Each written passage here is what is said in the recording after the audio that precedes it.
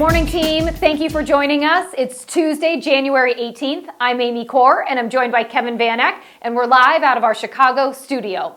So this morning we want to talk a bit about a very important topic. It's called the market. Yep, we are all feeling it right now, and so we thought why not have a great morning talking about how to handle the market and how to be successful this year in 2022. So grab your coffee and let's jump into the latest episode of Coffee with Amy and Kevin. Yes, good morning, Amy. Good morning, everyone. Thank you so much for joining us today. We are talking about the market, like Amy said, and the market impacts us all. And so we surveyed quite a large group of agents, and of course, everyone has different feelings or perspectives, but one of the things that we heard was that it may feel like a slow start to 2022. So how are you feeling? What does your market feel like? Because as we discussed with agents, what we found out is the slow start is really due to what's happening in the market when it comes to inventory. So we also did a survey. We pulled a lot of stats, and what we found in some markets in our area here in Chicagoland, the inventory is anywhere from 1 to 1.6 months of inventory. And depending where you are across the country, there are pockets where inventory is being measured in weeks and potentially days. Now, it's not strange to us. We went through this in 2021. It was predicted that it was going to happen again this year with a shortage of inventory. But we wanted to take a look and see if you're feeling a slow start, what are we going to do about it? We can relate it to the past, actually.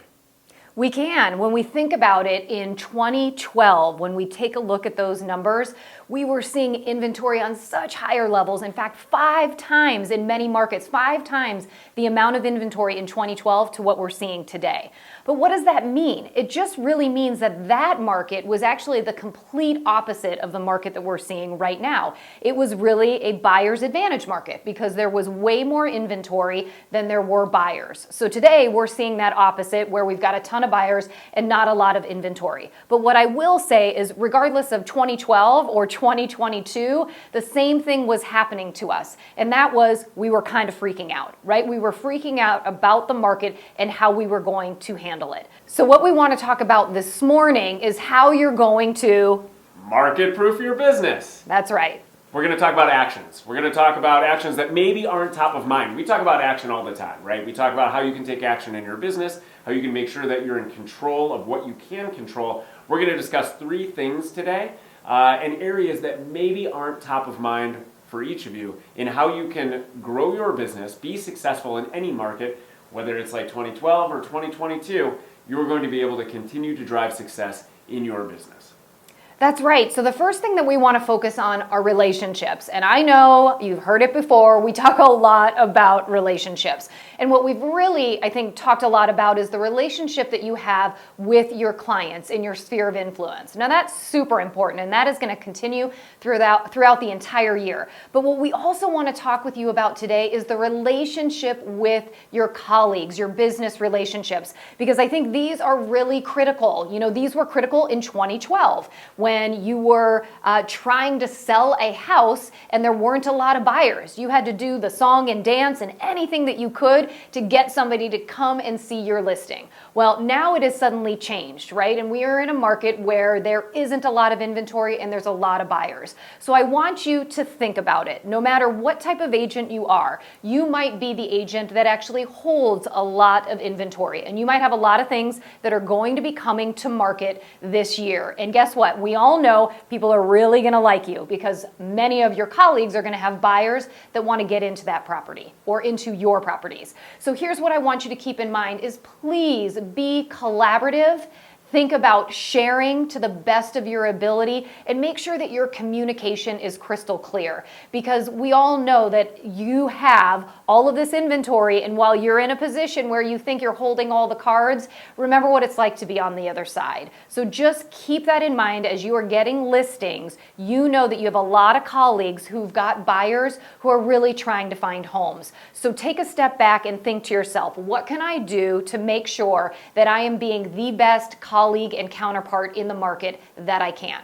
All right, so keep that in mind as you're bringing inventory into the market this year. The second person that I want to put into perspective here is you as the buyer's agent, okay? Because again, as a buyer's agent, you are representing clients and you want to make sure that you are making it as easy to work with you as possible for a list agent.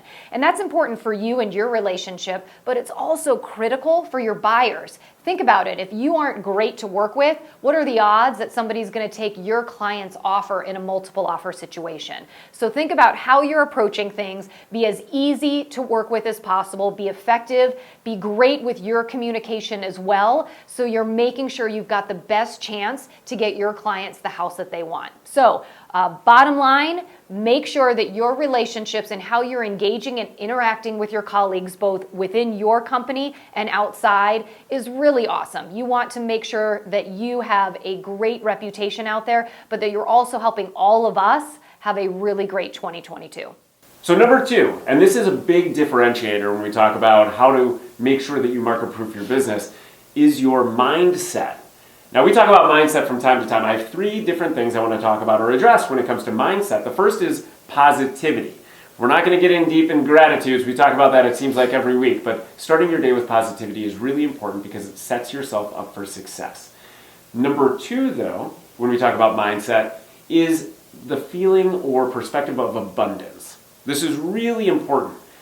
The perspective of abundance leads us to a mindset where there is enough for everybody. Leads us to a mindset of opportunity, leads us to a mindset of action versus scarcity, which leads us to fear.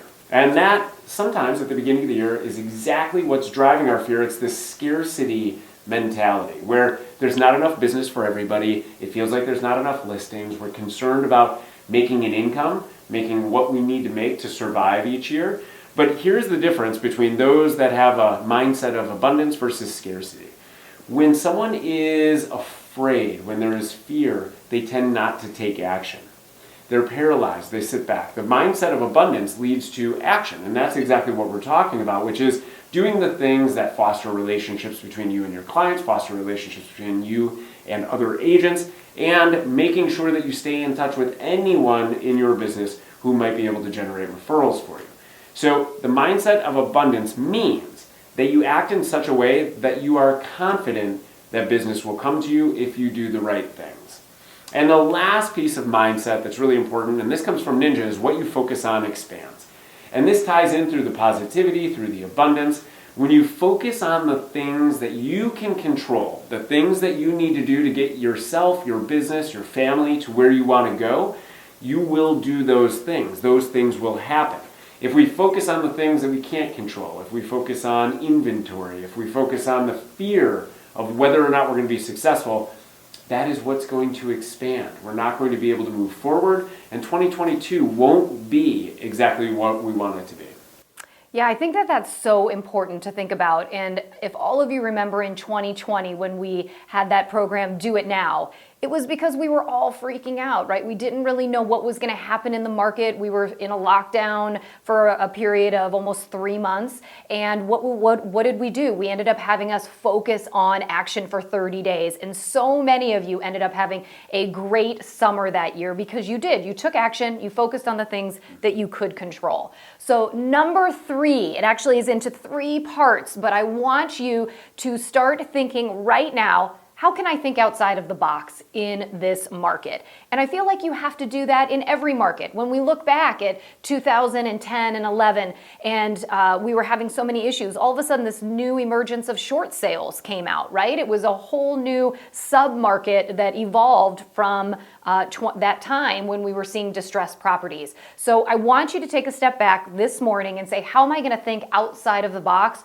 for this market and for my business right now? And the first thing that I want you to think about is if you're working with buyers and you are sitting there, I've been talking with many of you and you're saying, well, I'm just waiting for inventory to come on. And I'm a big believer of you can sit and wait for things to happen or, business or listings to come on the market, Or you can say to yourself, how can I go after the market? Or how can I start be thinking about how to create a solution for my buyers? So one suggestion, if you've had an opportunity to sit with a buyer and you know all of their wants and needs for the house or the condo that they're looking for, but maybe the location is where we're running into trouble. Maybe there just isn't any inventory in that one spot or particular location. Could you think outside of the box and maybe find the exact house or condo or townhome that they're looking for, but maybe it's in a neighboring market, or maybe it's in a different subdivision that isn't quite in the one that they want.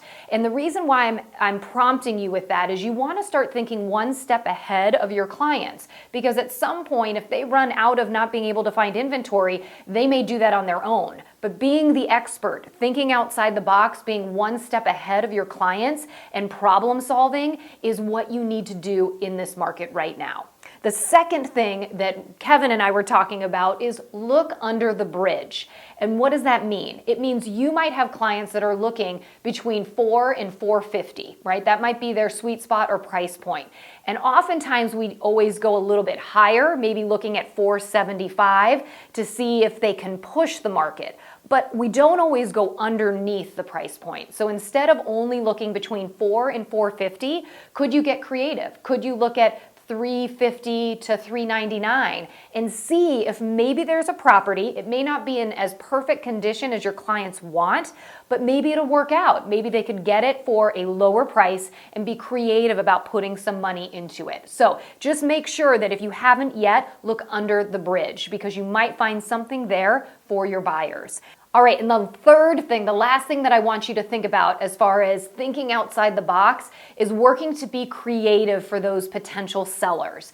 And so what I mean by this is there's a lot of people who would consider selling, but the problem is they don't know where they're going to go, right? So what you can do though is have the conversation with them now, because we all know that rates are going to go up later on in the year. So it might be to their best advantage to get their house on the market now, even if they're a little uncertain about where they may end up. But buyers in this market are being so willing to be creative and work with sellers that you can have a potential seller put their house on the market, get it under contract, maybe even sell it and then rent back for 6 to 9 months, which would give them such great flexibility because they'd have their house sold, they'd be able to stay in their home for 6 to 9 months, they'd also have cash in the bank, which would allow them to be able to go after and be competitive when they're ready to purchase.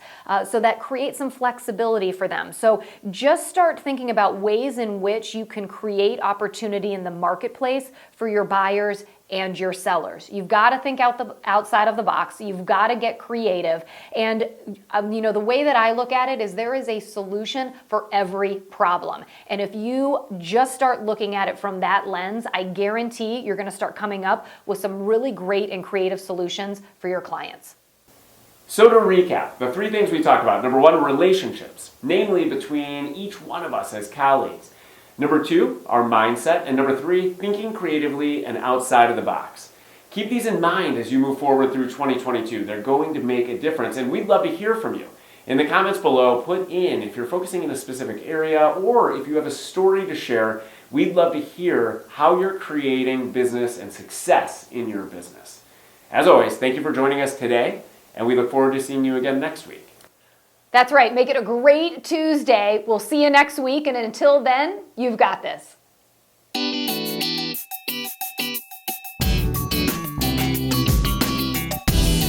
So I think this morning, what we really want to focus on is